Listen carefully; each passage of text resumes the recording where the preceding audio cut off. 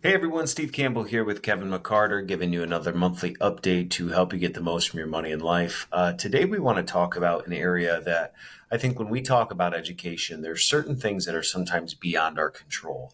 No one knows what's going to happen in the stock market. We can't predict it. Media is always trying to tell you what happens, and most of the times they get it wrong. So, we're not going to come on here and talk about things we can't control. Today, we want to focus on probably a major component that many times working with retirement plan participants they overlook, and that has to do with beneficiary designations. So, Kevin works with a lot of participants just like yourself. If you've had a chance to connect with Kevin, we hope it's been a great experience for you. But today, we want to talk about beneficiary designations. But Kevin, for those who, again, it's a word in financial literacy that sometimes we think we may know, help us understand what a beneficiary designation actually is. All a beneficiary designation is just you saying what happens. So if you were to pass away, where's your money going to go? In your beneficiary designation, that's where you say, take this pot of money and split it these four ways and let it go to my spouse first or to my three children or something like that. And whenever you have a beneficiary designation, there's usually two spots for your beneficiary designation. There's a primary beneficiary, then there's contingent beneficiaries. Yep. Your primary beneficiary, that's as long as all those people are there, money's heading that direction. That's where things go first. Mm-hmm. Then if your primary beneficiary is not there for some reason, things will then flow down to your contingent. And so a good example of this is most people for their primary beneficiary, they have listed their spouse Yep. as their primary beneficiary. Then as their contingent beneficiary, they have listed their kids. Mm-hmm. And so to sort of work through this here is, let's say your spouse is alive, money's going to go to your spouse. They're the primary beneficiary. But now let's say your spouse is out of the picture for some reason. Then money's going to flow down to your contingent beneficiaries, which would be whoever else you outline. And now, whenever we're talking about beneficiary designations, you can list these out. There's some fancy words out there of per stirpes, per capita for beneficiary designations. All that is a fancy way to say how money will flow after that person. So as an example of this is like if you say, I want to leave money to my daughter per stirpes.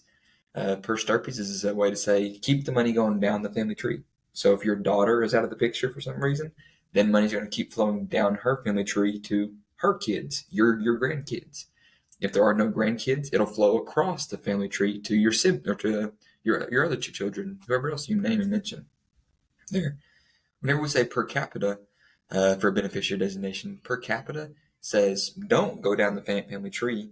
Whoever the four people I named as my beneficiary, if one of them is out of the picture, don't give their 25% whatever allotment we give them down their family tree. Instead, spread that equally per head across the remaining three people. And so really that's what trips up a lot of people when they talk about beneficiary designations is what does per capita mean? What does per stirpes mean? Things like that. Most commonly, as you see, is the per stirpes saying keep the money in the family tree. Yeah, and we like to have fun with you guys and talk education and make it light and engaging, but this is a fairly serious conversation for the simple fact that the only thing that actually triggers a beneficiary designation is a premature death on your end. Not something that people want to talk about, but this is a safety valve to make sure that if God forbid something ever happens to you, that the money goes to the people you want it to go to. And we can't tell you, and over the years, all the experience we have working with individuals like yourself, how, because this is an area that most people don't understand, they see those terms that Kevin just said and they kind of ignore it.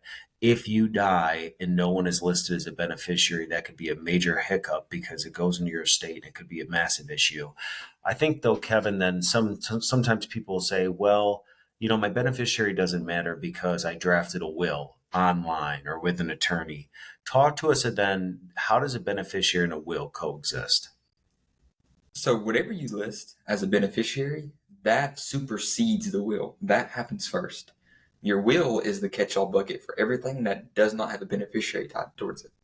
So Yep. if you list out, if you have $1 million 401k and no other assets whatsoever, and if you list on your IRA that or your 401k, you want everything to go to your spouse, and then in your will you say, let's let everything go to the kids.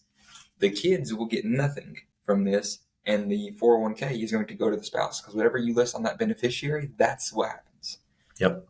And so you mentioned about where some headaches or hiccups could come into play in regards to if you don't have a beneficiary in play is if you want certain things to happen. Again, the will is there to be the catch-all bucket. You might not want whatever rules you set up in that catch-all bucket to catch anything happen. You might not want a portion of your funds to go that direction, wherever your will outlines or outlines. And so, whenever we're talking about the beneficiary versus the will, they work together for things, but they're designed to give different instructions. A lot of times, people have, or they're designed to facilitate different things, but a lot of times the facilitation ends up in the same direction of give everything to my spouse, then give everything to my kids, then do this, then do that, right? But they can be used for their different tools in the estate plan. If you're a beneficiary, you can say, leave 10% of my account to my church or to my charity, whereas you might not want to say that in your will, because then they're going to try to sell your house and take 10% of your house value, or sell all of your clothes and take 10% of your clothes. So there are different things that you can do with those things. Yeah, and I think it's really important. If you're not sure, we would always encourage you to annually check your beneficiaries, but some triggering events. Anytime there's a birth, there's a death, there's a marriage, or there is a remarriage. And can't tell you how many people we've worked with that have gotten remarried and they never went back and updated their beneficiaries on their retirement account because it still names the ex-spouse. So their will can name their new love of their life, their new partner, but their retirement accounts all reflect their old spouse. And so you'd be mortified if your money went to the wrong person. And so this is really important to check annually, but some triggering events could be a birth, a death, a remarriage, a marriage of any kind. Go back in. It's super simple to update on your online provider. Our team is here to help you with that. So Kev, let's just, as we bring this to a close then, let's talk about if you don't have a beneficiary designation, but also if you don't have a will, what are some things we want to think about? So if you don't have a beneficiary designation, it goes into your catch-all bucket, which is your will, where your will then says for anything that doesn't have a beneficiary tied towards it, these are the instructions for it. Yep. And so then the question is, well, what if you don't have a will? Well, your state has rules already established to say if there's not a will, these are the rules we're going to follow. These are things that's going to happen. If there's a decision needs to be made, here's the standard guidance. And then a judge is going to say, this is the rules of the road we're going to follow. Here's my interpretation, etc. And so the big piece there is like, don't let somebody else have an interpretation of it, or don't let some court or some subcommittee that got formed be your estate plan. Right. Have your own estate plan, have your own beneficiary designations, have your own will. That is your rules, which you want to happen. I think that really sums it up. Yeah, and guys, this is such a simple thing to go on and check today. I would encourage you, drop a comment below in the video, but just go on to your provider, your principal, your Fidelity, look at your account, and usually it's a setting towards the end of your account that just says beneficiaries. If you go in there and there's no one listed, you are welcome for watching this video. This could simply save and change your life by making this small decision.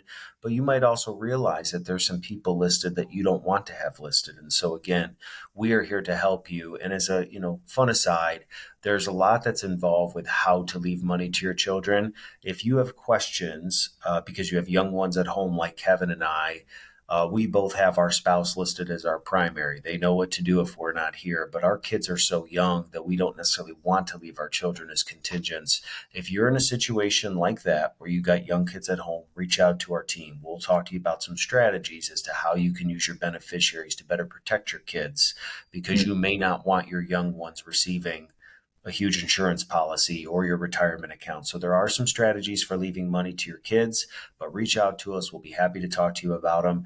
Again, trying to bring education that we think can empower you to get the most from your money in life. As always, don't be a stranger. You can visit our 401k website. That's 401k. There's article, resources, blogs, as well as subscribe to our YouTube channel, which is our sweet channel at 401k Time. So that's 401k Time on YouTube. Kevin, you're a rock star. Folks, we appreciate you. Don't be a stranger. And until next time, thanks for watching.